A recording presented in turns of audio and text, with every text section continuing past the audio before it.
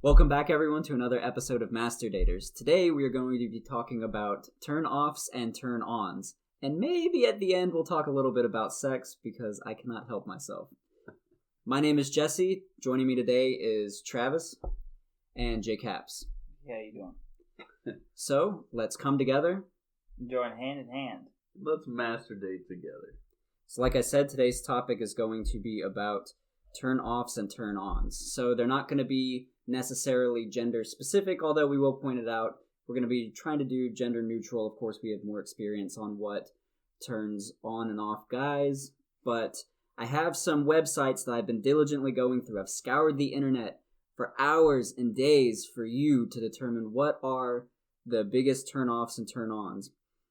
Really, I went to a few different sites and I picked out the ones that seemed the most common. So I think what we'll do is we'll start off with one that is their top 10 turn-ons and top 10 turn-offs, gender neutral, and then we'll kind of talk about, I guess, the good and bads of those and kind of what we think and what's beneficial for you.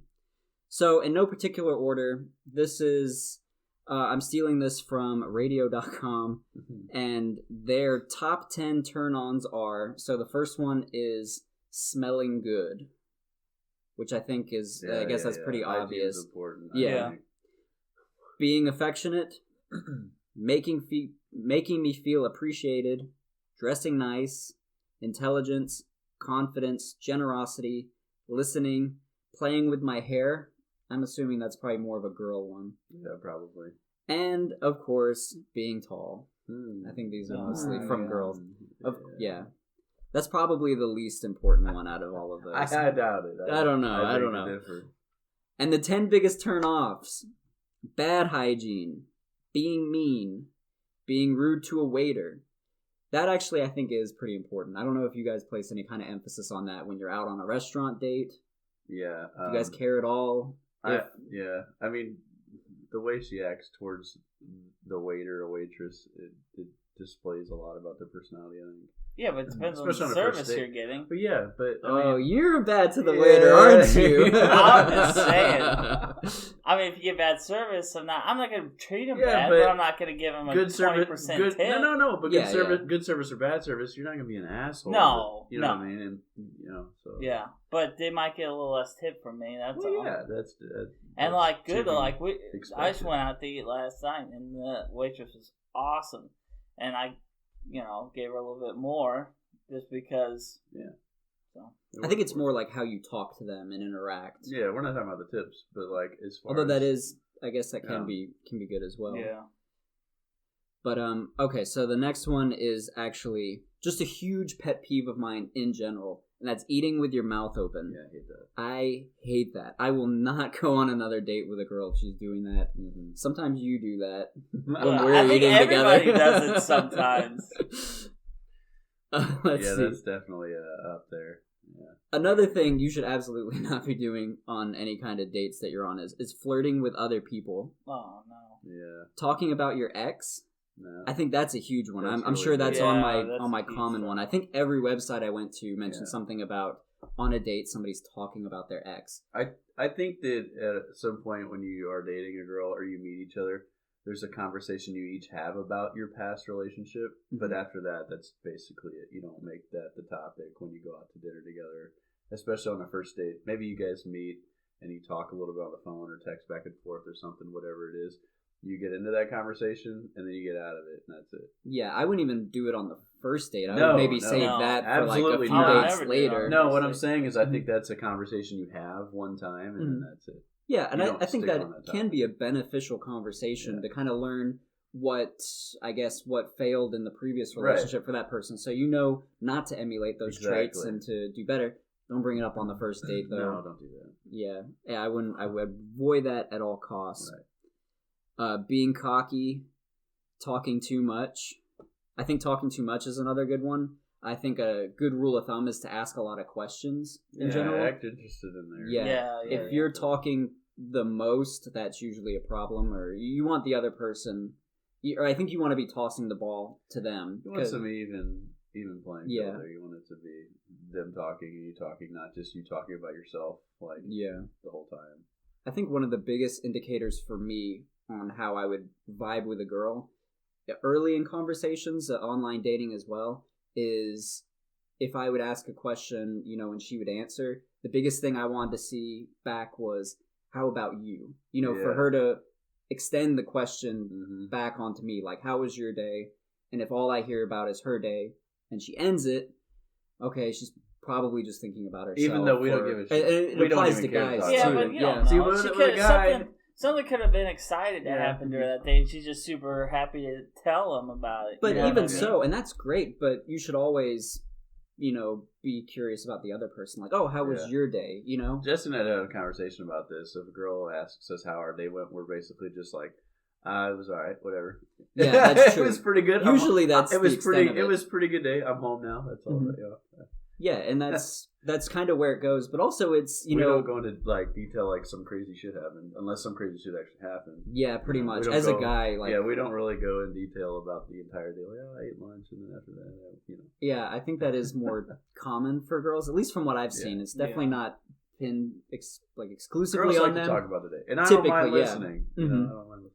Yeah, but usually for me it's it was fine. But as somebody, especially online dating, when I'm trying to generate conversations with somebody, whenever the conversation is just constantly dead ending, that's the reason I want the how about you is so then I can present something, maybe I could spin it to generate more conversation. Or, oh, I did something interesting today. I don't want to just bring up oh yeah, I did this today. No, if I feel that right now. If I am talking to somebody online and I have to be the one that's constantly keeping the conversation alive, I'll stop talking to you because I don't feel the value in it.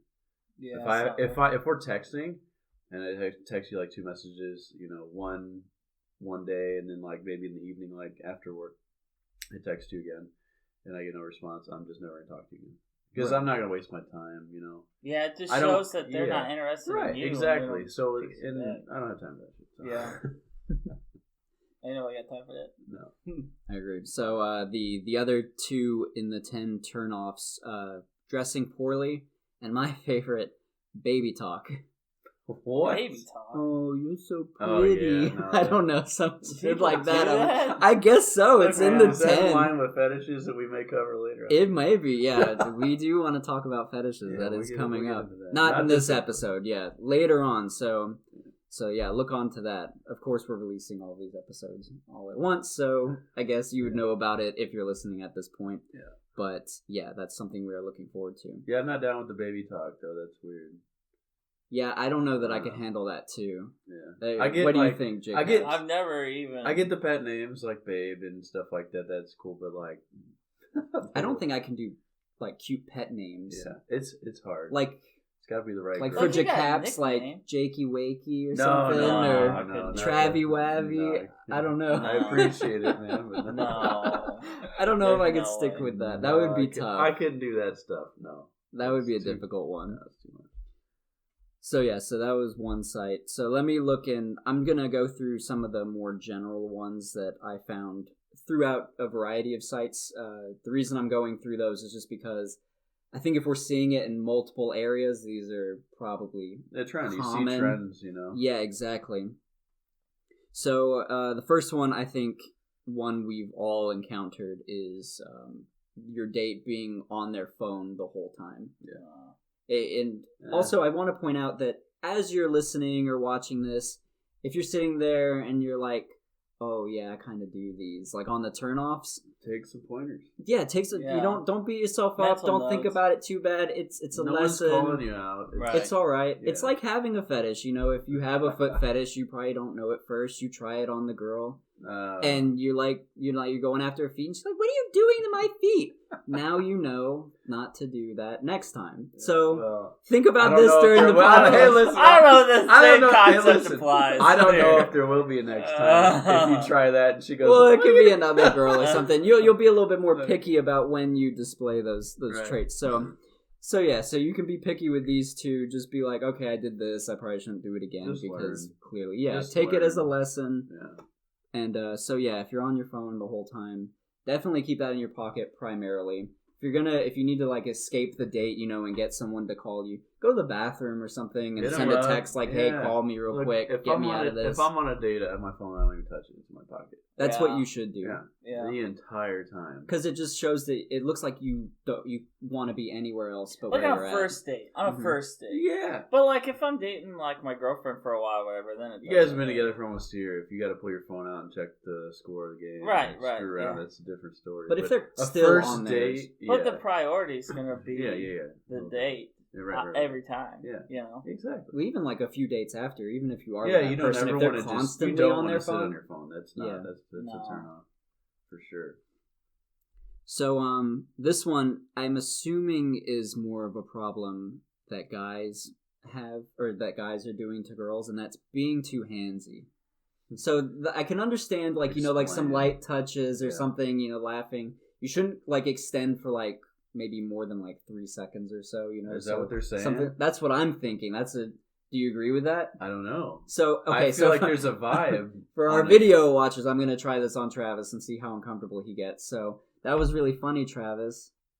See, this is weird because I went over 3 seconds. I see what you're saying. Mm-hmm. Yeah, the whole holding it and staring at it. Yeah, and like getting close, I'm assuming guys are getting too close or, I don't know what I'm hoping they're not like grabbing ass. I feel like there's awkward touch and then there's appropriate touch for the timing. I don't know. Just little very subtle throughout the date. I think is okay. Like if you're walking together and you kind of like bump them playfully. I think a lot of girls want to be what they like that touch. I think so too. I think more than not.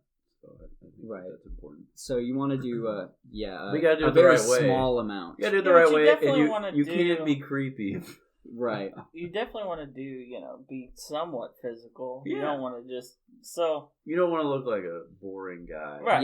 You want to be fun, and you got to be fun with it, and a little touch here and there it's good. Yeah. And you get a reaction back. You just want to be if you get that reaction back, weird about it, then it's good. It's good on both ends. Right. You absolutely need to find that balance, right. And that's as kind of like I'm a little bit shyer and introverted, especially on dates. And that was one problem that I was running into. Yeah. I didn't want to like put my hands like on the girl or like make her feel uncomfortable, but it made it to where we weren't really clicking on those dates. So you want to try to do but I little feel like you don't have to have physical touch to have a good date. You don't have to. But there's the little things like you walk out of the restaurant and you hold the door for her. And then maybe you like touch the small of her back, like walk her out real quick, and then that small little thing right there to a woman is like a lot of ladies like that stuff. A lot of ladies you don't touch them at all, and then they're like, I'm never gonna talk to this guy again because you're just like very plain and boring and prude. You come off as a friend. Yeah, exactly. You come off as a friend. And they want. I don't know, but if they want more, then it's just gonna drive them crazy because they got the need. Yeah, but if they want it, then they're gonna find somebody that's gonna do it. Or they're gonna make. And they're gonna say this guy is boring as hell. If they're gonna make you do it. No. Yeah. Do you want to make them do it? I'm just saying. Hey, you got a different angle. I'm just saying. Yeah, I don't know. I don't know. We'll have to get into that a little bit. Anyway. So this one, so not paying the bill, I think that's more of a girl one, and I think we could probably talk a little bit about that because I think there's different viewpoints of that. So first off, I think you should never. So as a girl, you should never expect the guy to pay the bill. Yeah. And as a guy, I think you should always offer. I don't think you should be expected to, but I think it's better to do it. I think it looks bad. I'm if you old don't. school, so I feel like it's saying something if a girl offers to at least pay her part. Mm-hmm. But me as a guy, I'm always gonna say no. What are you talking about? I would always pick up the bill. Right. So I think that a guy has, sure, a woman shouldn't always expect it, but in my guideline, I always pick up the check. Right. But it's really, really nice if a girl's like, hey, let me at least pay for mine. I'm always going to say no. I guess either way. Doesn't matter to me. I always pay, regardless. Right. Yeah, I think that's what you should do. And I think if you're maybe on a budget and you're like, I don't know what I can afford. Then I don't think you should be going on a date. Then you should be going out. That's true. Also, typically, from what I've seen, the girls prefer the guy to choose where to go. So maybe pick something within your means. Mm-hmm. So maybe don't go too fancy. Maybe I'm not saying like McDonald's. Maybe the girl's cool with that, but like you can decide where your budget is. And you know what you can afford for that first date. Right. Don't go overboard. And you could always do something at home or something too. That too. Yeah. Jake and I talk about this all the time. I think for first dates, we talk about all these really cool restaurants that we have. And a lot of these restaurants are really nice and really good, and we love going to these restaurants. But for a first date, it's like, man, it'd be really cool to take this girl to the Stone Turtle or whatever. Right. Yeah. But it's like you're gonna go. It's a nice. Yeah, you're gonna go to this place and you're gonna spend $100+ on. At least it's $150+. If you go there, it's gonna cost you at least $100, and that's I would not drop $100 on a first date. You don't know how it's gonna go, and if you go do that just to impress, and then you never go out again, then you're out $100. Right. So that first date's got to be kind of strategic. Mm-hmm. I think so. At least you're getting good food. But you know what? If it went well on the first date and you're like, this girl is really awesome, then maybe that's a third date. Yeah, kind of thing. Or second date. Yeah. The nice place. Yeah, I think so. So the next one is grilling your date with questions. So basically, on the first date, so I can see how people's don't get too personal. Somebody's mentalities would be. You want to get all of your. That's the thing. That's what I say. Keep your cool. Don't be like, what about this? What? And just shoot all kind of questions and want to know everything about them. No. You just got to play it cool. You got to have a conversation. You're interrogating them. Right. It's understandable that you want to know if that person that you're with is going to, work out. You don't want to waste a whole lot of time, especially, if you've been dating quite a while. So, but you really want to get to know that person's personality over, whether or not they're meeting those. I don't know, checking those boxes. Right. So, I mean, typical things you probably go into is, like, are you religious? How much do you make? No, you would not talk about that. No, I'm saying these are things that people will do that you should not be doing. I'm absolutely not saying do this. I thought you were going. I'm saying this is what people are doing, and saying like, how are you? Do you want kids? Are you looking for marriage? Will you wait until marriage? Like all of these things that are really heavy on a first date, you should be pulling back on. Get to know the person first. I think those deep questions, the deep personal questions, will come eventually. You guys will have those conversations. Those deeper conversations will come. Mm-hmm. The more you talk to each other, right? And before you know, you're going to know all that stuff. But I don't think that that's something you would want to get into. And if you really want to know, and it's a really huge concern for you, and it's like if this, and you don't want to waste your time, right? You're going out on a date or whatever. You want to see how this person is, and you don't want to waste your time, and you really want to know one thing or one or two things. Just sprinkle it in. You don't shoot questions, boom, boom, boom. But, like, maybe bring up a question or something that kind of relates to it so you can kind of ease it in. Yeah. You know what I mean? Absolutely. So, I feel like that's a good way if you really want to, find out. And I feel like you will feel that, you'll feel if you can get personal with somebody. If you can get a personal level with them, you will feel that you can, that conversation will come naturally, I think. Right. Yeah, if you can find an organic way to bring it up, I would still limit it to maybe. I would never talk about what do you make and all that. I wouldn't. I would avoid that. I wouldn't either. Yeah, if you really. No. If you guys get serious, but maybe I could then see you'll figure that out. From some people's standpoint, like a religious perspective. I could definitely see something that's like important that. Though. Right. I could see. I could see somebody saying something like that about that stuff on a first date. That's different. Yeah. Well, this next one kind of goes in line with what we're talking about, and that is talking about the future too soon is a common one that people are saying they're getting on dates that they don't want to hear. So, yeah, I think that goes in line with that. Yeah. So things like, what are you trying to get married? Do you expect to have, like, are you wanting kids? Those kind of things, very, very far out there. I think those can kind of panic or kind of make you nervous. Because think about it this way. This is a different way to look at it. Mm-hmm. I think that it's important to talk about what you're looking for, because if you discover that this person's looking for one thing over another, then you never even go on a date with them. Because if you're looking for something super serious and they're like, I don't want anything serious, I'm not ready to settle down, then you automatically know, well, maybe I shouldn't waste my time here. Yeah. And you're talking about the future, like having kids and stuff like that. This is what people are, asking about? Well, it's like if I want to take a girl out or whatever, and I want to have kids in my future. What to say? I don't have any kids right now, but I do want kids. And if I were to take a girl out or something, and they I would want to know. It would be to me. It would be a something deal breaker. I ask, a question because I usually ask her what kids. like I ask about their goals, like what some of their goals are. Yeah. Because to me, if I ask a question like that, not only does it make a girl think, and you get to know about some of their goals and their personality and stuff like that, and things that they want to get into, whether it be school or work.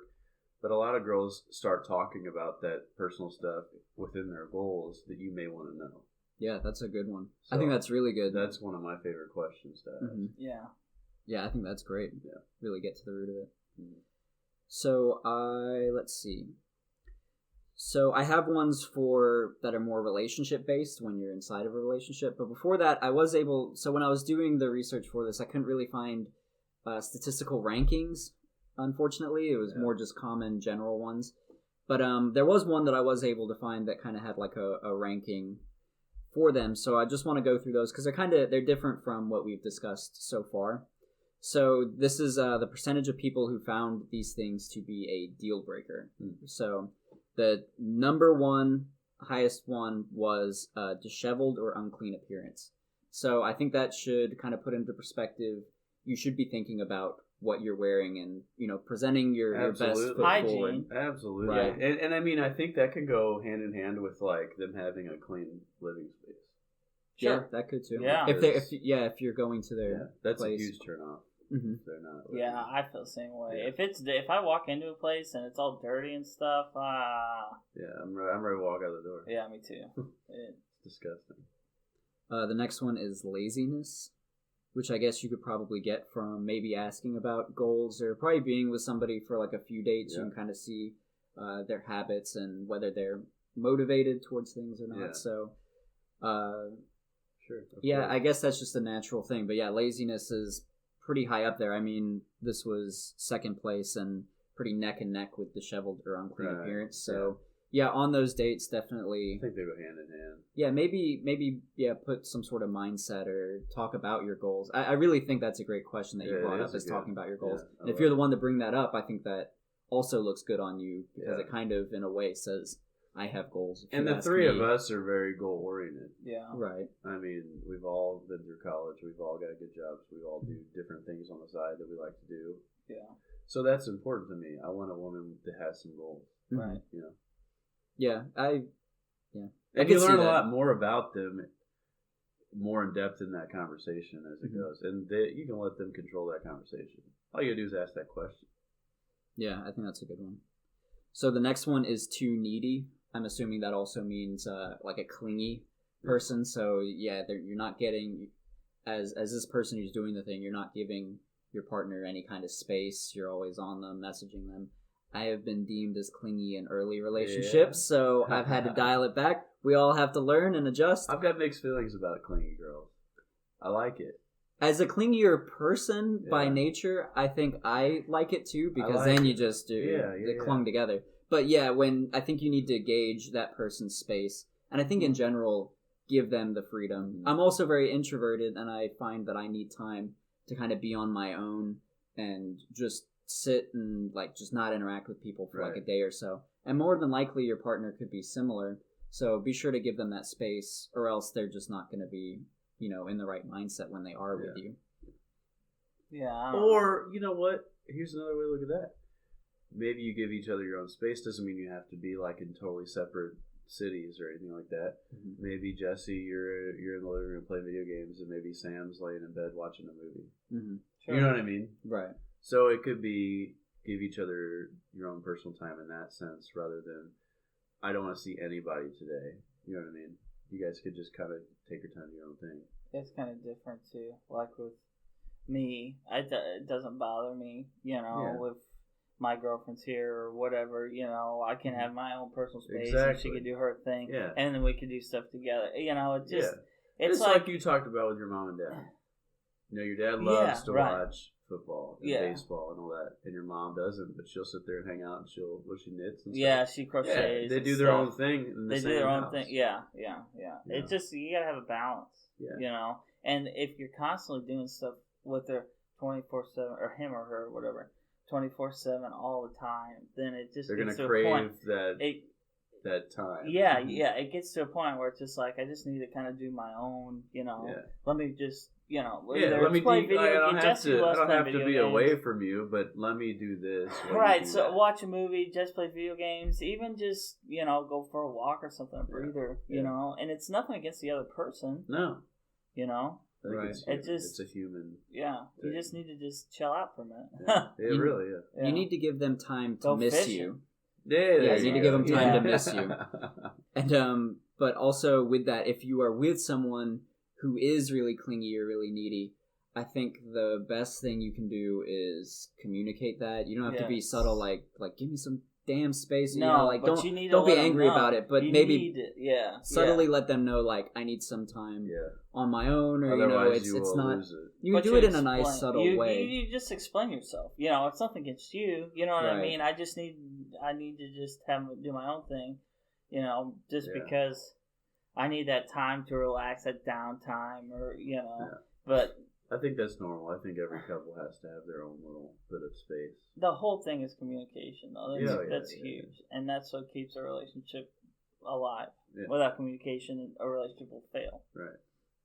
So let's do the next one, which is lacks a sense of humor. Yeah. Which I think is also personality type. I think going into that... That's so important. I think it is. Or for certain people it is. Certain people it may not be. But you probably shouldn't be with that person if they don't really meet that standard anyway. Exactly. That's probably something you should be determining. I mean, this is a deal breaker, so if you go out on a date with somebody and they don't have a sense of humor, then, if that's important then to you, that's going to be, that's going to be a conversation where I have with them. This isn't going to work out. Yeah, I think that one's I have a sense of humor and a personality, and I want that other person. I want to fire back and forth with them. Yeah, and not only just a sense of humor, but everybody's got a certain kind of sense of humor. You know what I mean? Yes. I can think of something that's funny that you wouldn't, or you wouldn't. You know what I mean? Right. Or you just gotta find something that matches. You don't want to be watching a comedy and you think it's hilarious. The other person's like, this is, and the other person's like, this is the most stupid movie I've ever seen in my entire life. Yeah. No. I've been there, done that. So. Yeah. Yeah. And you also don't want a girl that's just going to sit there and have no expression on their face. And you're trying to have all this conversation and they're just like, right. Kind of just, it seems like they don't care, but really they do, but they just don't have the same personality you do. Right. But there's a guy and a girl that match in that sort of way. Right. There's two people that match that way, but me and that, it don't work. Yeah. And Jake, I'm the same with you. No. You couldn't do that. We have to have the same. We have to have the same sense of humor. Yeah. Because I'm not gonna watch a movie and think something's funny and laugh, and she's just like, "What are you doing?" Or vice versa. I've been in this situation where, she thinks it's funny, and I'm just like, I don't even. That's not even funny. And it's like, you think that's funny, and it just doesn't mesh. You gotta mesh. Yeah, I agree. Yeah, I think that one's just kind of a natural one. You can't really fix that. Right. The only time that I've maybe tried to blend that is a lot of time I'll try to gauge what their sense of humor is. I went on a date with a girl one time who had a really grim sense of humor. She found death jokes funny. Damn. But I liked her. I wanted the date to work, so I tried to match that. So I was making some grim jokes the whole time. Because then you gotta change yourself all the time. It wouldn't have been a long-term relationship. But the date was fun. I'm sure it was fun. Was it fun after the date? Well, I only got to see her the one time, so I guess that speaks volumes. So let's go on to the next one, which is lived over 3 hours away. Ooh, so I'm sure this is now with online dating, meeting people far out. I don't know, man. Even online dating, I don't look that far. Well, I think that's the reason why people are even getting in these situations. Yeah, typically I keep those parameters within, 25 to 50 miles. What is this? Lived over 3 hours away. They couldn't date that person because they were so far. Yeah, 3 hours is way too far. That's tough. Yeah, way too far. Now it's different. I think if you're dating that person and then they go away for school for a semester and then come back. Sure, I think that's a little different. You can make that work, but I don't think a permanent long distance relationship. I couldn't do that. Even half that time, an hour and a half. Oh, yeah, I don't think I could do an hour and a half. Honestly, I don't even know if I would want to do an hour. Yeah. I think that hour, okay. I think my limit on distance is like 45 minutes. Yeah. I don't think I'd want to do more than a 45-minute drive to see anybody. They gotta really be worth it. Yeah. I'm sure there's definitely super worth it. I'm not saying that wouldn't happen, but me in my situation now and what I see in front of me. Mm-hmm.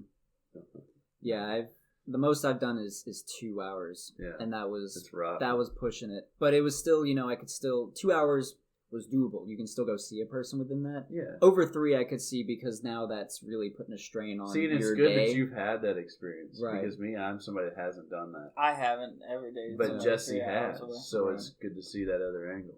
I don't know, and I'm interested to hear what you guys think about this, but do you think long distance relationships, do you think they'll work out, or are they pretty much doomed to fail? Or I think that they'll work out if you have plans at the end of the day to come together at some point sooner rather than later.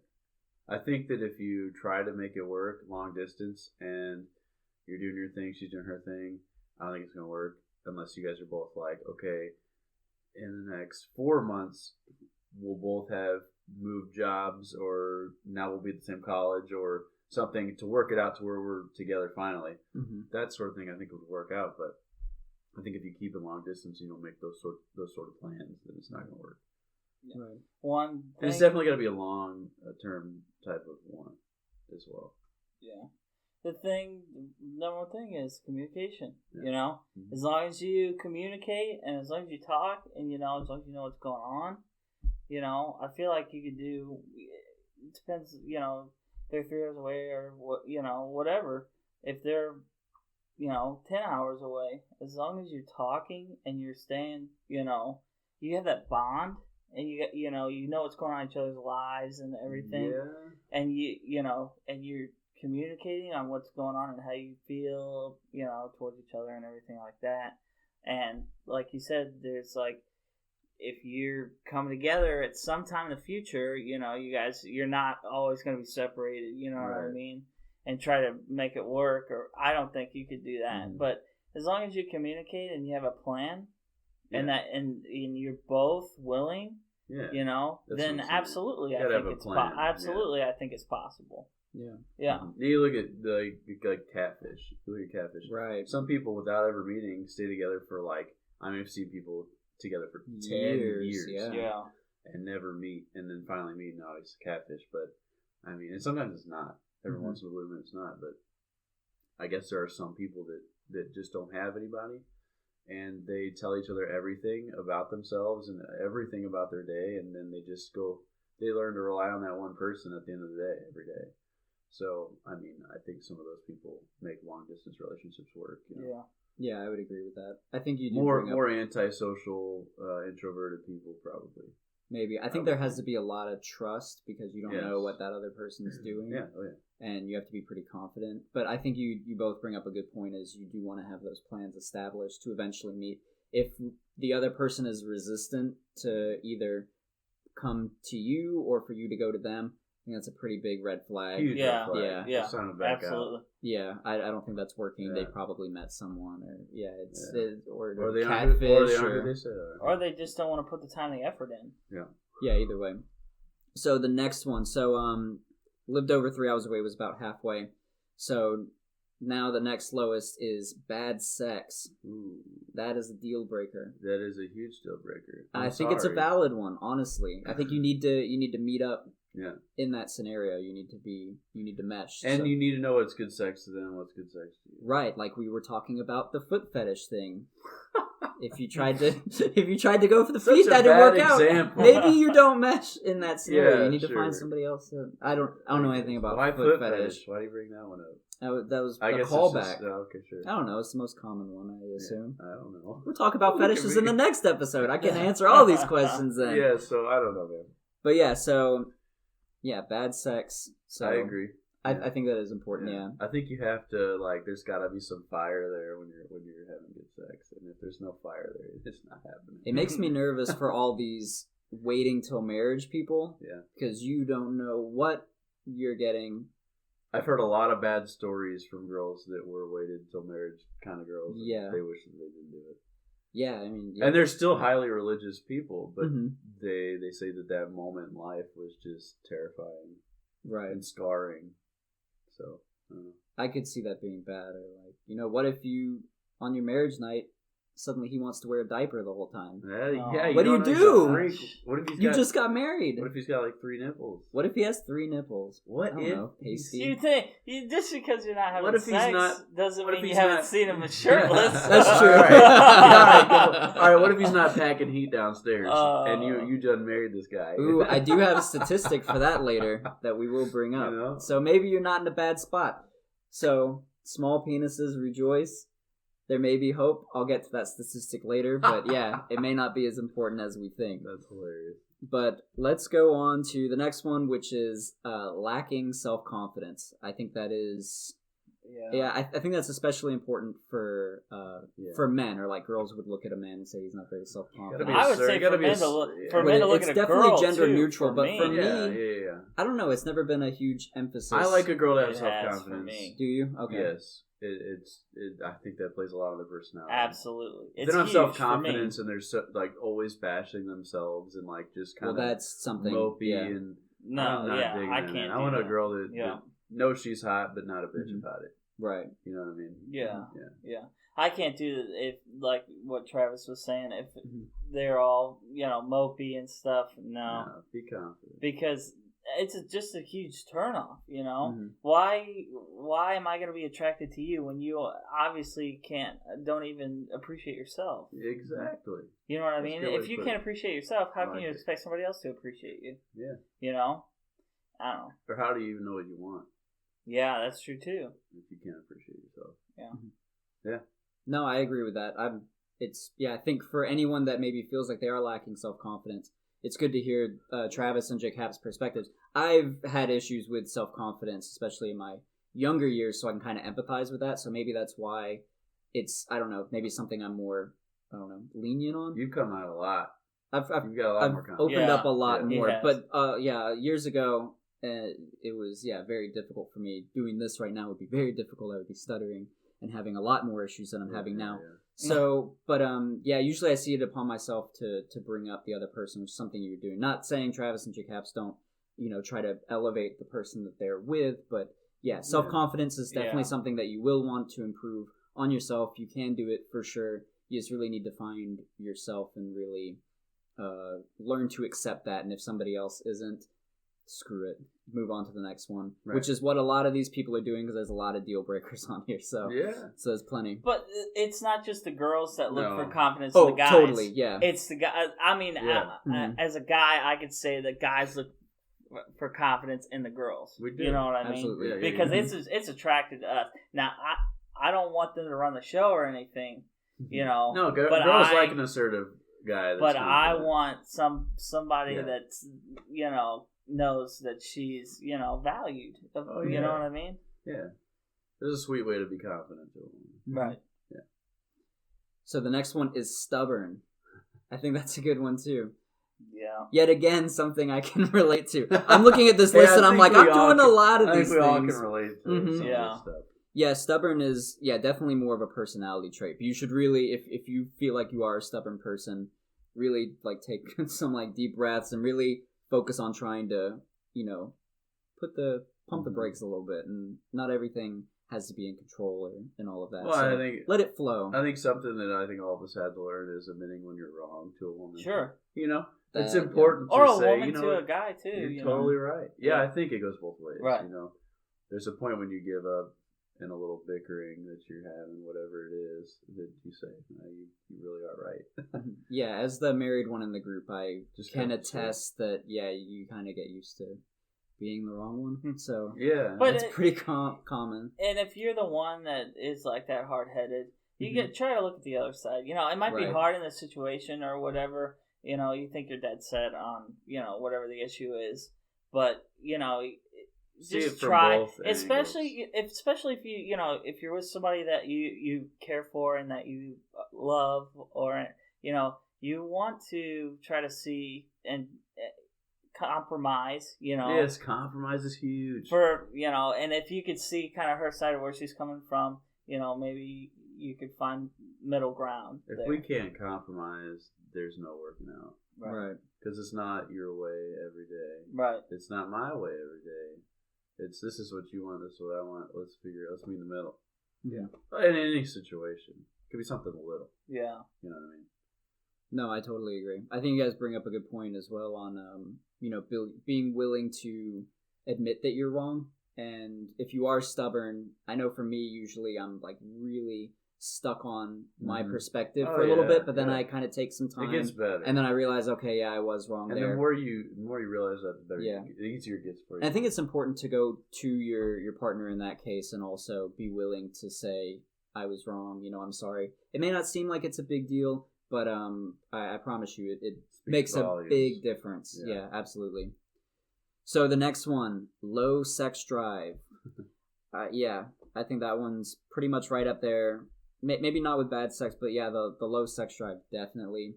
Especially if you feel like you have a high sex drive, that's going to drive you nuts. It is. Because you're not going to be able to, you're just going to feel like tense the whole time. So, can you guys agree with that? Or I can agree with you. Okay. Yes, 100%. Okay, well, it seems like a lot of people can agree with that too. Equal sex drive.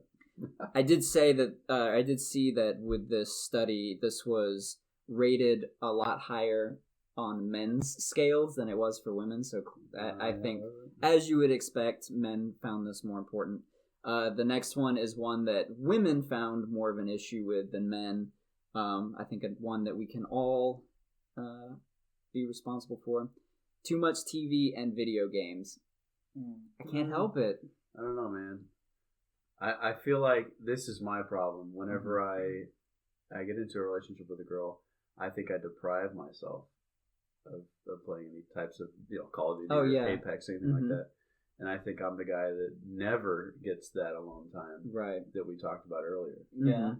Right. So I have to find that balance of, still being together. And that's the thing. It's all about the balance. Exactly. You know what I mean? Yeah. And too much TV time, I mean, I'm sure you could watch something with her. You know what I mean? I'm sure the video games is probably the bigger emphasis. Because that's much more of a you thing, because she's probably not going to play with you. No, she's not. Well, then just limit your video game time. You know what I mean? Yeah. If it's an issue, talk about it. Figure it out. And I mean, she can't. You don't want to stop playing. If you enjoy playing, you don't want to stop playing. Absolutely. So. And you also want to interfere with the relationship either. Right. So that's another thing. You just gotta talk. You have to communicate and figure out a solution. Mm-hmm. Yeah, I totally agree. I think Travis was. I can agree with Travis of feeling deprived with that. So like I said, I'm the married one in the group, and I do love to play video games. I'm fortunate that my wife likes to watch people play video games, so I think I'm lucky on that end. But still, I feel bad if I'm, playing games more than spending time with her. So, like for what we've done to find a balance is typically I wait for her to go to sleep. So nighttime is my time. Right. I'm drilling into Call of Duty or whatever the heck I'm playing at that time. Sure. So, I mean, of course, that's not something everyone can do depending on your job schedule. And it's probably not every night either that you do that. Right. No. It really depends. She wants you to go to bed with her. Yeah. Would I be playing more video games if I was single? Hell yeah. Absolutely. And I think about that sometimes. Of course. No, I'm just kidding. Oh man, I hope my wife doesn't listen to this. He's half kidding. All right, so let's go back to some other ones. Let me see if there's any that we haven't really hit. I guess in the meantime, while I'm looking, are there any that are on your minds that are turn-offs? Turn-offs. Mm-hmm. Confidence is a big one. I think that's probably my number. Confidence and hygiene. Hygiene's huge. Hygiene's big too. Because if you go to meet up with a girl and you guys go on a date, go to dinner and stuff like that, hygiene's huge. That's awkward. I'm just gonna leave it at that. I guess personality. Personality, yeah. I guess that would be Sense like a humor. huge one. Yeah. just in general. The whole meshing thing you talked earlier, you gotta mesh. If you don't mesh, that is huge. If you don't mesh, you don't vibe. And if you don't have the same looks on life, I guess, it's a huge turnoff. You don't want the same things. Huge. It goes hand in hand with the goals. I mean, I guess it just depends on where you are. Because, I mean, when I was looking for somebody that I could settle down with and see a future with and things like that. Mm-hmm. So if they didn't match what I was looking for, it was a 100% turn off. I didn't want anything to do with them. Exactly. You know what I mean? Because I had zero interest. I'm the same way right now, being a single guy. You're in a good relationship. You're married. I'm the single guy now. I am ultra picky with girls. Yeah. Because of that reason. You know, we're not getting any younger. I'm looking for a girl that I can eventually settle down with, right? Yeah. Like, not right this second. But the goals thing, it has to play hand in hand. Like, what do you want? Right. So I feel you there. Yeah. So here, I did say that we would get into turnoffs that were more when you're in a relationship based off of, people that have been dating for a little bit. So we'll go ahead and get onto those real quick. So, one of the main ones I was seeing, I think we touched on this a little bit, so I won't spend much time on it, but not showing appreciation. Like we were maybe saying, you know, admitting when you're wrong, or, you know, if you find that your partner's, you know, maybe cleaning up quite a bit or doing, you know, their share, they did something nice with you, definitely call it out and say thank you for doing that. Sure, absolutely. The appreciation, I think that's goes very important. Way. Like, and then, you know, even a little card with some flowers, and then we're going to dinner. But it's not. I'm not saying that it's a game you got to go back and forth. But if she did something nice for you or something, then I just would feel like I would want to return a favor. You know, or just do something. At some point in your day, you got to think to yourself like, I want to do something that's going to make her happy tonight. Or right. Maybe not every single day you're thinking like that. You know, we all work and go to school, different things like that. Get caught up. At some point in your head, in your day, you got to think like, what can I do to make her happy later? Right. Because I want us to have a good day, or a good night tonight, or a good weekend. Maybe it was something I could do for her to kick the weekend off and whatnot. Right. So. No, I agree. And I think even just small scale, just, hey, I appreciate you, you know, doing the laundry tonight, or just little things like that to acknowledge that you saw it and it's not unseen. Absolutely. Here's one that I kept seeing. Are y'all doing this, like, to the audience I'm talking to? Like, I was surprised by this one. Taking too many selfies, or I think this boiled more down to narcissism or being too involved with themselves. But since, you know, with Instagram and all of that, I guess there's a high point of taking a lot of selfies while you're with your partner. Really? Yeah, that's like, what people were reporting. Like on a date together, and not on a first date, but like while you're together, they're constantly like taking pictures and like on Instagram and stuff. Yeah, hopefully they're not doing the thirst trap thing where they're post. Actually, we will talk about that. I guess we might as well jump into that, because one thing I was seeing was people saying that their partner liked to play a lot of games, and I don't mean board games. I mean like toying with their minds kind of games. Yeah. So things like this would be like not replying to a text for hours to show that you're not interested, you know, or kind of give that illusion that you're uninterested. The thirst trap thing that I was talking about, posting, you know, like revealing pictures or pictures with other guys or girls, you know, the opposite sex, knowing that it's going to make your partner jealous in some way. Don't do that stuff. A lot of people do that shit. A lot of people do that, but that's annoying. That's frustrating, Just always having to deal with that.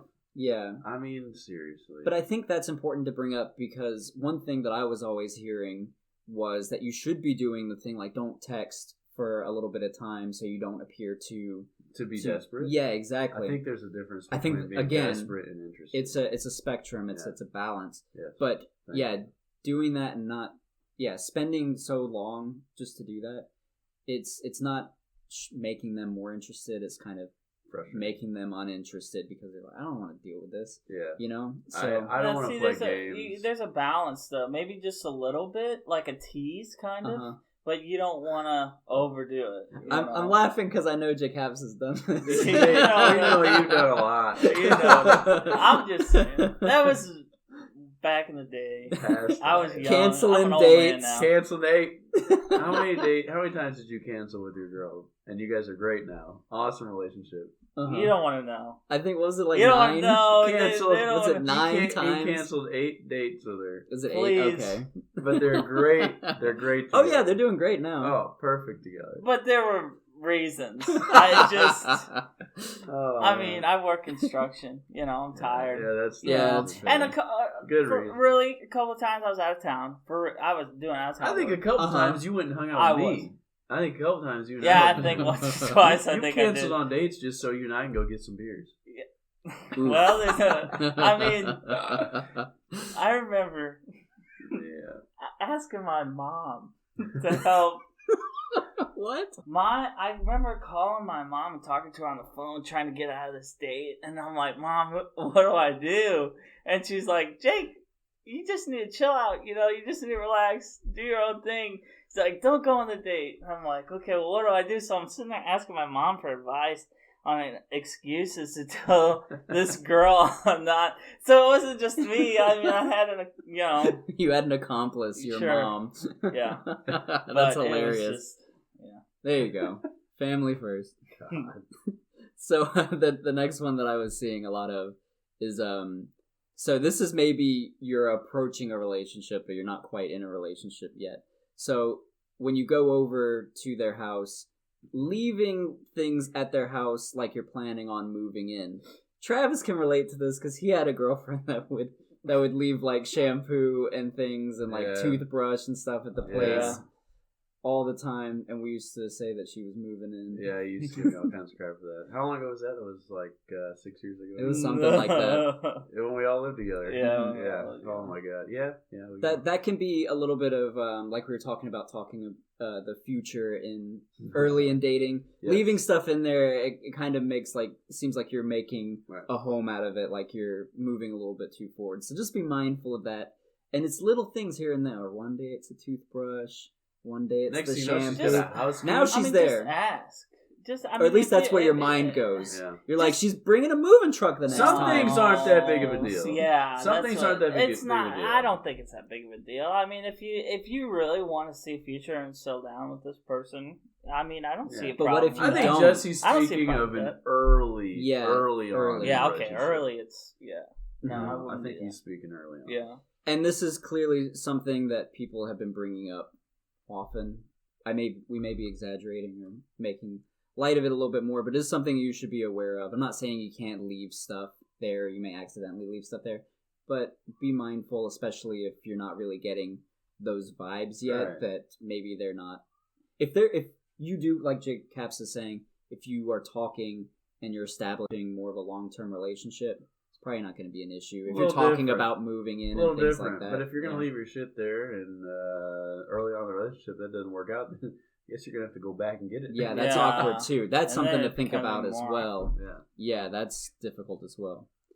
So, another one that I think this is, at least I've come across a lot of girls that do this. I don't know, maybe guys do it as well, but picking fights, just kind of wanting the thrill of getting your partner riled I've up been around and girls just Why? doing that. I never understood that. Why? I think do it's you just want- more exciting or trying to see what you can get. I don't know. I've heard girls Some girls say like this. to push, man. Mm-hmm. I don't understand. My I don't- mom said she used to do this, so I don't like it. I believe it happened. Yeah, I've been around that. Where it's See- just kind of fun to see how far you can push them, or I don't know. Or I think sometimes it's just mentality wise. I could see why maybe it's like picking a fight to see. You know, I've heard people do this in regards to like maybe trying to see if your partner's cheating. You know, kind of pushing them and testing them, and just being like, oh, you know, I saw you like this person's picture. Or whatever, you know, just little things like beating that. around the bush. I could see that being a thing. But, See, but you know, if I'm not, I mean, if you're not cheating or whatever, if you're in the relationship and you're not cheating, that would just be annoying. See, that would, for me, that would be, I couldn't. right, I then you're couldn't. constantly. I would leave. I would just be like, look, this is just too much. Yeah. You know what I mean? I mean, once or twice, okay, but if it keeps happening, it ain't worth it to me. Yeah, That's to me, that's a deal breaker. I'm not gonna be around somebody that's like that. It's Yeah. like, really? Yeah. It just it doesn't need to be. it's not needed. It's not healthy. Yeah, and it's just gonna. All it does is irk you and make you upset. And why would you want to be upset at the person that you're in a relationship with? It just doesn't make any sense. Yeah, I think it's more of like just adding to some excitement. I can't speak on this too much because I don't have a whole lot of experience with it. So, yeah, listeners, if you have some experience with it or think you have a little bit more insight, be interested to know about that. For sure. Because I know some of these people who are listening have dealt with this stuff. Absolutely. Yeah, or they are this way themselves, and there's a reason for it that we don't know. Yeah, and let us know the reason, because we would love to know. Right, and you can do that through masterdatingtogether@gmail.com is our email, so you can reach us there. Or if you're watching this on YouTube, you can always leave us a comment, or I don't think you can private message on YouTube, so email is probably the best way to get in touch with us. Let's go on to the next one, which is can't handle their alcohol and party too much. Kind of go hand in hand. Yeah. I think that's... Yeah, you should probably know if you can handle your alcohol or what kind of alcoholic you are. I think that's important to know as well. I don't want to be with the party girl. Right. That you can't trust. I think it depends on, your age too. If you're in college and stuff, I feel like when me and you and Jesse were all in college, we're like, let's go out, get drinks. We wanted to be around those kind of people. Yeah. But now I'm an old man, so I mean, I'm ready to settle down. You know what I mean? Just as you grow. Yeah, we lived together literally when we were 22, 23. Yeah. I mean, prime time. We were all in college, all lived in a townhouse together. We drank all the time. We could find an excuse to go out every night of the week. Every single night. There was a bar in our area doing something. Yeah. College night this, college night that. Yeah. So that was a whole different ball game. We weren't, we didn't have to be so responsible. We just went to school. Yeah. So we could live that life. But now, I'm 28. Yeah, me too. I'm over that. You know what I mean? So I don't want a girl that's still trying to live like that. Right. And I'm sure there were responsible girls that saw us that didn't have any interest in that. Exactly. Also, you should know what kind of... There are also irresponsible girls, too. Yeah. Right. Yeah. You should know what kind of drunk you are. Like, if you are an aggressive drunk, I would really limit the amount of drinks you have. If you're going to have any at all, if you really can't stop yourself, know your limits. Don't push it because or that's one of those sad, depressing drunks. That too. If you're a fun drunk, maybe you can push it a little bit. Yeah, but sure. if you're pretty depressing, or people will let you know too. I think you should know. Or if You'll you know don't, if you you're can a ask. Crier when you're drunk or not. Yeah, crier. That's not very or attractive either. Yeah, criers and fighters. That, dude, I hate people that just try to fight people. Yeah, I know. Yeah. Like that cat. Never mind. So okay, well we'll go on to the next one. So let's see. I think we covered. I think this one kind of goes hand in hand too. But complaining and being too negative. I think that one can be easy to do. Talking about we were mentioning earlier, bringing up your day. If someone says like, "Oh, how was your day?" and you're like, "It sucked. This happened. It was awful," and you drone on and on about all the terrible things that happened. That can be kind of a turn off. Yeah. At least for me.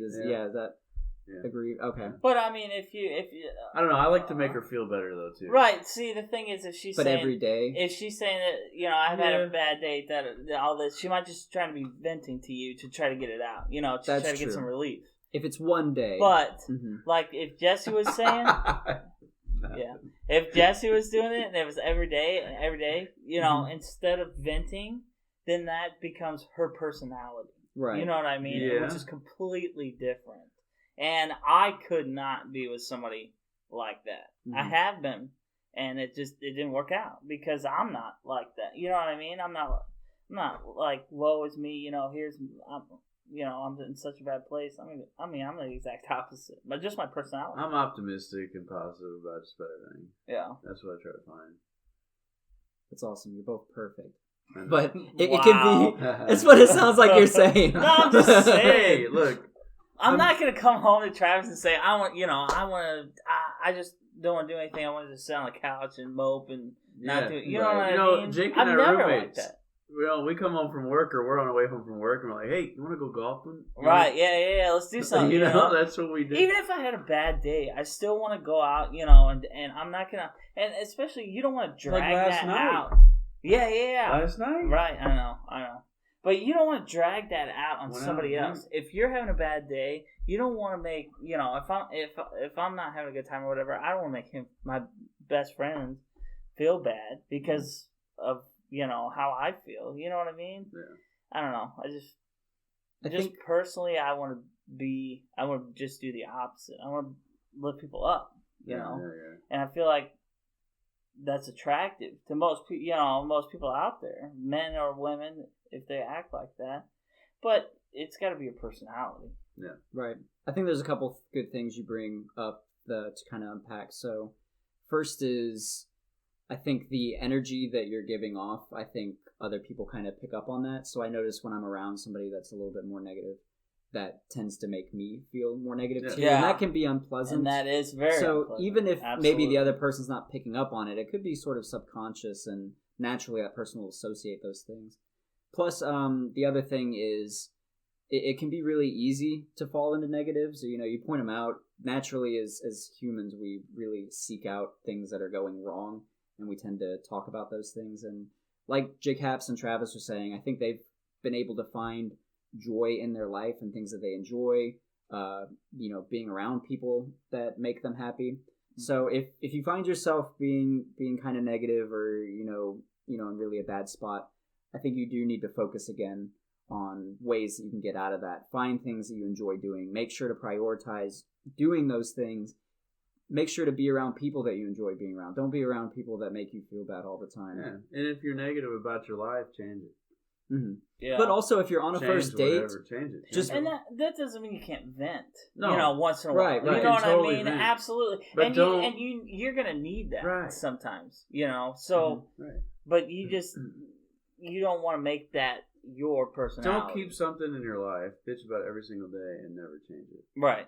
Because then you have if nothing you're to gonna bitch about something have every single day, then change it. Right. Do something. Do it differently. Yeah. Whether it's a job or anything like that. Yeah. Right. I think just for, even on first date purposes, just be mindful of that. Just say, okay, I'm not going to pick out negatives and things. Just try to be overly positive and really, just go in with that mindset. Yeah. Sure, yeah. But with that being said, let's talk about some sex stuff. Yes, my favorite part. Okay, so I found a survey as I was looking for turn-ons and turn-offs, and there were just some that were sex-related. And I think they were kind of interesting just to see how men viewed some aspects and women viewed some aspects. So we won't go through all of it, but I think there are some fun ones to check out. So let me go ahead. Touch back on some of these that we don't go through. Right, yeah, I think there's a lot to do. So I found this through Men's Health. They did a survey with men and women. So let me find one real quick. Sorry. What should we start with most? Supposed to be a little prepared, man. Oh yeah, sorry. Jesse was the most prepared out of all the three of us. Let's be honest. Yeah. So while we're talking about turn-ons and turn-offs, one of the questions they asked was, which body part of the opposite sex turns you on the most?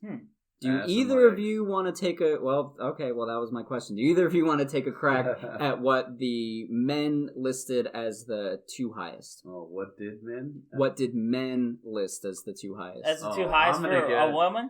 For what on a woman makes them attractive, like what body part? Boobs and ass, right? I mean, those are the... that's so what I was gonna say, look, I'm gonna feel real shallow if they said smile. Yeah, no, that was not an option. No. So it wasn't even on the list. Yeah, it was definitely. That's just guy. Yeah. So the highest on there, 34% was butt. So and then they worded these nicely. They didn't say tits and ass. They said butt and chest. So butt 34%. Chest 23%. So I'm in the butt category.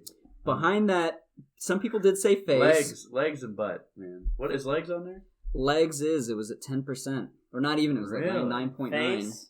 Face was third, at 14%. Okay, well, face is important. Yeah. After that was genitals and then abs.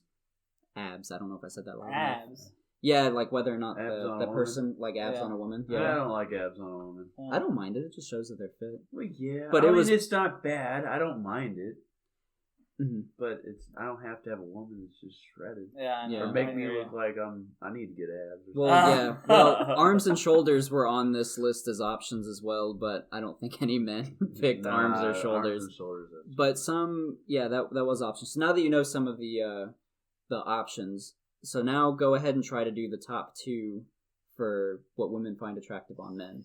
This one's a little bit harder. I'm gonna say arms. Okay. Yeah, I would say arms. And maybe their eyes. Shoulders. Maybe their eyes or their smile. Well, remember, smile and eyes weren't on there, so. Oh, let's do. I'm saying arms and shoulders. Is muscles? Height. Is height on there? Height's not on there. It was butt, tall. Chest, face, legs, genitals, abs, arms, shoulders. Oh. Yeah, genitals is on there. I bet it is. I'm going to say shoulders and arms. Shoulders and arms? What do you got, Jake Haps? Shoulders and arms? You were close. So arms was second with 12%. The women's was very spread pretty evenly. Yeah, These are really, where men's was pretty predominantly. Give us top 5. Top 5? Okay, so number 1 was face at just about 20%. So women are looking at face primarily. Like I said, this is split pretty evenly. Second place, like I said, was arms. Third place was... Oh, I'm sorry. I got this mixed up. Backtrack. First was face. Second was chest. So a man's chest. So I'm assuming, more muscular. Chest. Third was arms. Which is interesting because I think I would have expected the reverse as well. Yeah. And then coming in fourth, it's pretty close. It was like a 0.1% difference between genitals and abs. With genitals being fourth. So yeah, genitals and abs after that. Yeah, so interesting. So shoulders and butt, not so much. Legs, 1%.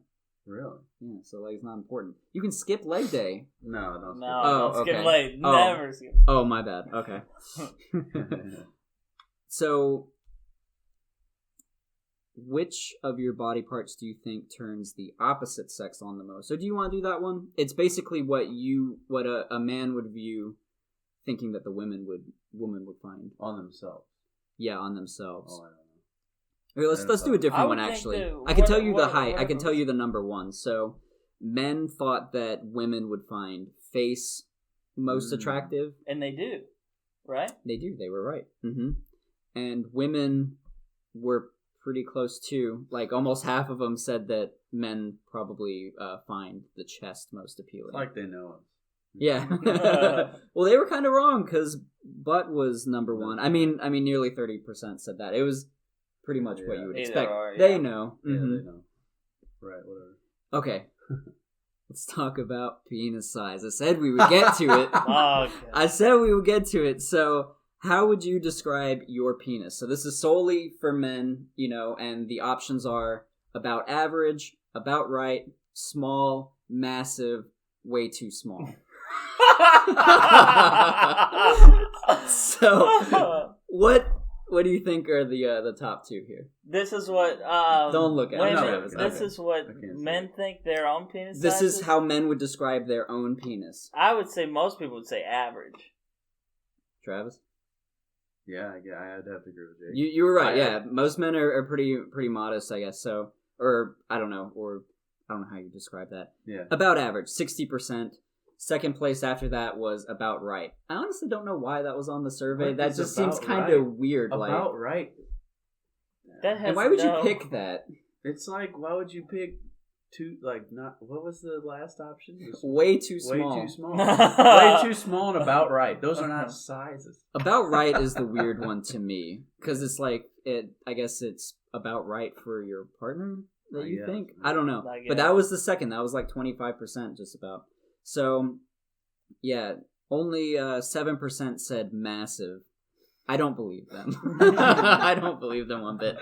I do believe the people that said way too small, and God bless you for being honest in the survey. 0.8% there, and 8.1% said small, so it's good that people are being honest. I still don't believe the massive one. How would you... So this is for women. Okay. How would you describe the penis size of your most recent sexual partner? Oh. What do you guys think? I don't know. Top two. You gotta guess. I would say. So the women are the sizes the same? And the audience guess. Remember what you're picking on here. Are they? Well. Are the sizes? Oh, the same? let me read you the. Yeah, it's the same. About average, about right, massive, small, I would say way too small. Most women are saying their most recent experience was about right. Okay, Jacobs. I would say average.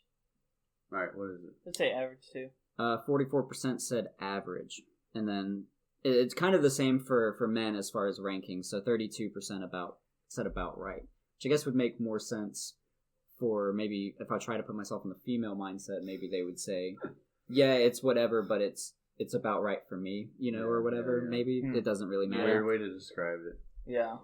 Interestingly enough, I think it's the same percentage just about said way too small. So maybe they had been together. It's like 0.8 and 0.9. Maybe. But women listed massive. Did we talk higher. about vaginas like way too deep, way too loose? I don't know if that's on here. Because that's not fair. Yeah, well, some said massive. Massive was 17%, so... That's way more than what the dudes say massive. Yeah, well, probably some of the average guys, I guess, are maybe getting listed higher. Maybe modesty. I'm going to go with that word. Yeah, modesty's a good word. Mm-hmm.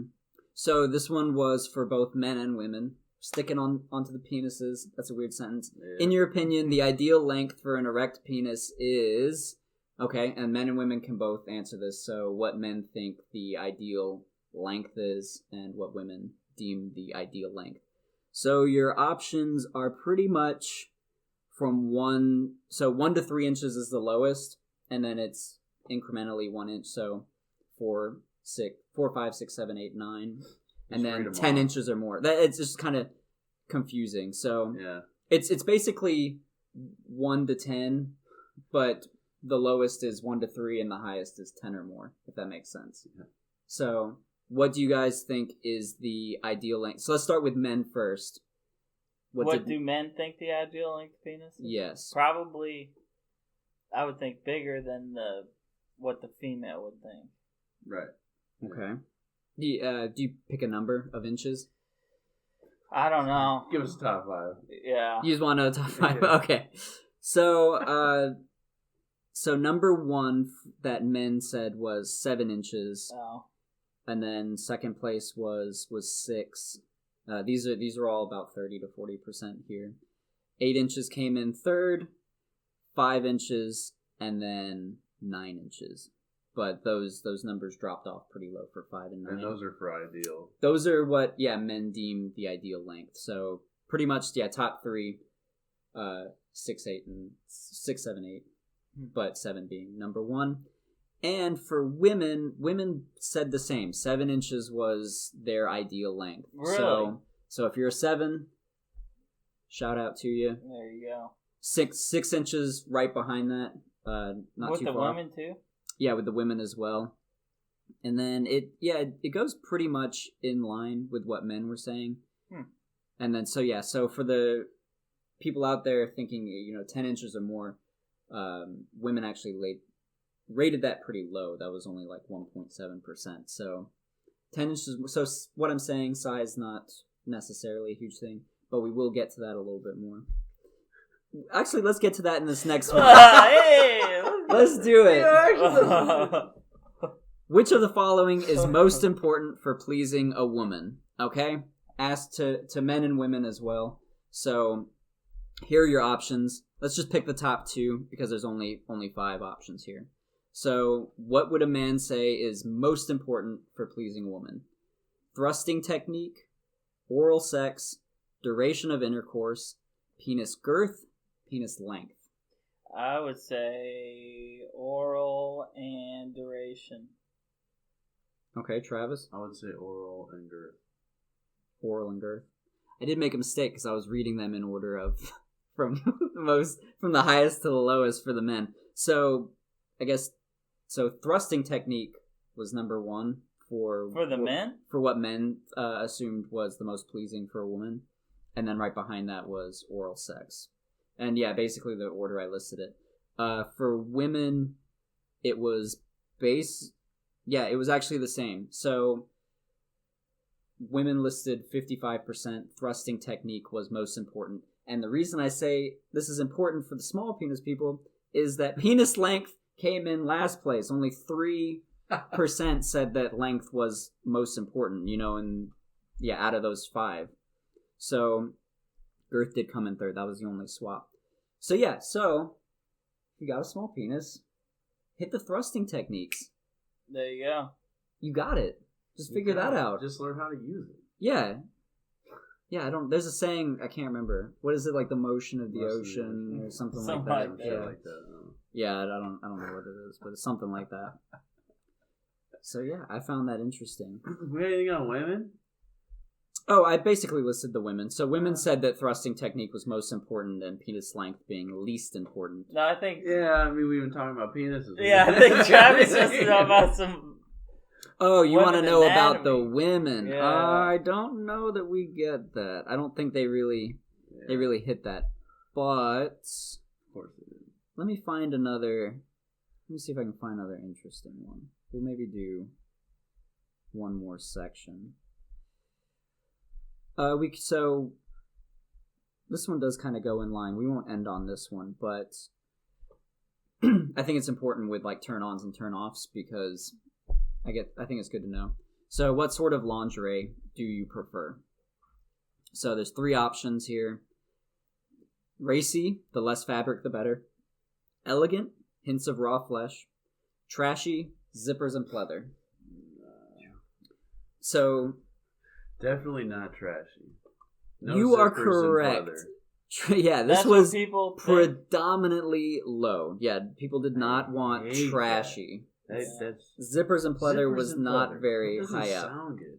No. Yeah, no. Women preferred elegant was what they listed, but men went racy for the highest. It was kind of torn between racy and elegant. Racy and elegant they're both pretty good. Yeah, so you can't really go too wrong there. So, like I said, there's a lot of questions in here, but I'm trying to get into ones that are a little bit... We'll save some of these too, but I think maybe we should do one more. You guys up for one more? Yeah, we can do one more. Okay. So let's go with mood, I think. So this is more based around... So we'll start with question number 1. What time of the day are you most likely to be in the mood for sex? And there's quite a few options here. I'll run through them. You don't have to memorize them. I'm going to read them in weird orders this time so nobody knows. So, in the morning after breakfast, in the afternoon at lunch, in the afternoon during work, in the middle of the night, before I go to bed, in the evening after I get home, in the morning after I wake up, or after dinner. So, what did men say was the most likely time that they were in the mood for sex? And all the time is not an option, so you cannot pick damn it. I think men probably think about more of an evening thing. Okay. Yeah, I'd say... And I'm going to go ahead and call it out early. I think women are more of a morning sex type of thing. Okay. Those are my guesses. J-Caps, what you got? I would say before bed. That's what I would think. Well, J-Caps is right. I actually would have assumed what Travis said. I would have assumed in the morning. No. I said in the evening. For dudes. I'm sorry, for women. Women also said before I go to bed. Both men and women were about 30-ish% likely before I go to bed. Which makes sense because you're kind of winding down. You're in bed together right before you go to sleep. Sure. But yeah, in the morning was... Let's see. For sure, men put in the morning after I wake up. And yeah, that was pretty close. Before I go to bed, it's pretty... even for women's or for women, plural. But yeah, so if you're trying to start things up before you go to bed, before you go to bed, and if you fall asleep before you can do it, wake up and give it a shot. Yeah, not in the middle of the night. They didn't say that. Middle of the night works. Well, morning too. Also, if you take a shower at night, then you're clean. That's true. That's a good point. And it's dark out. You light some candles. You know what I mean? Stuff like that. All kinds of stuff. So there's more than one. Date night. Mm-hmm. Yeah. And if it's a good day too, you know. You know what I mean? Yeah. Did I say that? No, you were good. Travis just said dates, which is actually the next question. So if you're trying to put your significant other in the mood and you want to do that through some sort of date night, what is most likely to put you in the mood? So these are men saying this puts me in the mood, women saying this puts me in the mood. So here are your options. Wine and dine. Dancing. This is not in order. These are options for you to pick from. Dancing, a formal event, visiting a pub, darts, pool, going to a sporting event, a romantic dinner out, a quiet night at home, an adventure date outdoors, shopping, a concert or comedy show, or going to a sporting event. I'm going to say quiet night at home or romantic evening out. I would say the same thing. Well, you guys are right on it because those were the number two. It's like we date or something. So romantic dinner out and I basically said that's where for Netflix men. And Chill was born. This is for men listed a romantic now dinner it's out. Disney Plus and Dick.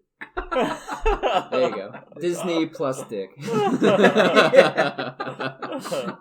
So a romantic dinner out was number one. So yeah, definitely take your significant other out, or have pitch a good wine night, movies, dinner, right? Depending on what you want, because I know I'm more of a homebody, so a quiet night at home is really relaxing to me. Both. Yeah, but a good night in is. I think awesome. That's why these are pretty much neck and neck, is because of that. I think it's different. Whatever mood you're in to get you into the mood. Yeah. So really, scan the field, see what's going on. How does he or she feel, and then pitch that. Maybe they both work. Right. So women actually listed the quiet night at home as number one, and number two for them actually was dancing. That was another runner-up for me. Mm-hmm. Yeah. Dancing, I think, is cool because you're close all night. You're physical. That's you're active, true. Yeah. You get blood pumping and hormones going, and I think that leads to a lot more. Mm-hmm. Yeah. Yeah, I didn't really think about it until you brought it up like that. That actually does make sense. I'm not a huge dancer, but I could totally see how that works. You may even be able to pull off like a slow dance at home or something. You could probably blend the slow two. Dance in the kitchen. Yeah, you could figure something out, I'm sure. But yeah, I mean, that barely edged out a romantic dinner out, so definitely still a viable option. Yeah, and maybe a romantic dinner out includes dancing. Yeah, absolutely. You can totally mix them however you want to. You can go to romantic dinner out and finish off a quiet night at home or however. Yeah. So, yeah, definitely very interesting. I should maybe point out what the least were. Yeah. Just in case you were like, some of those I'd sounded say good. sporting event is least. You're tired, you've been drinking. Yeah, you've sporting been cheering, event. Yeah. on your feet. Even though I love going to sporting events. I love it too. I know. But it just doesn't get me in the mood. It's probably it gets me pumped up, Which is interesting for like first dates and such. So that may not be. I think typically for me that sounds like a fun first date. Oh, but maybe that's not really. Down. It's probably more tiring than you expect, It is tiring. But that's why I slow down there on the list. That was second to last. Last was shopping. So probably going to a mall. I could see that being kind of exhausting. Yeah. Being around so many people too, and I could see that being kind of a rough environment. Yep. So, and then third to last was a concert or comedy show, which I actually expected to be higher up, just because with the sporting event. Yeah, I could see a concert especially being draining. A comedy show I would think would be more fun because you're laughing and having fun. You can sit back and have some drinks. A movie was not on this list. So for any of you thinking, I think we discussed it last episode, movie dates not necessarily the way to go. Not unless you've been out a couple times and you just both want to go see this movie. Yeah. Why spend money too if you're not going to really watch the movie anyway? All right, so let's end off with this last question for all you single people out there who are trying to maybe get frisky. When do you generally have sex with a new partner? So this has quite the range as well. So I'll maybe... There's a lot on this one. There were a lot of options, so I may not read them out. But basically, you can use your imagination there. Range from on the first date to never I practice abstinence, or only until he pops the question, several months of dating, third date, fourth date. So all around there. So either of you want to take a crack at maybe what the number one for men was? We'll start with men. Oh. Or two, I guess, if you want to go one or two. The number one, what men had suggested was the right time. When do men generally say they have sex with a new partner? I bet you men have it as first date. What do you say, J-Caps? Maybe some men out there are a little bit more chivalrous. I would say second date. Second date? Okay. So this was actually pretty broad. This was also very spread around. I expected it to be pretty heavy on like the first or second date. It actually wasn't. Number one for men was after the fourth or fifth date. Good for us, man. It could be that Good for us. It could be They're that more... women are making them wait. It could be that too. They're more chivalrous than I would think. Oh, but second place was the second date. So okay. But yeah, first date. Where was that?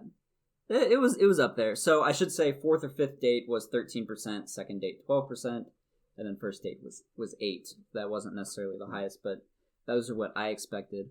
So for women, I'm only your women thing. Yeah, do you want to guess for that one too? No. Okay. Well, I'll just tell you then. So Good. Okay, so there's our kind of opposite now that I'm looking. So number one, 19%.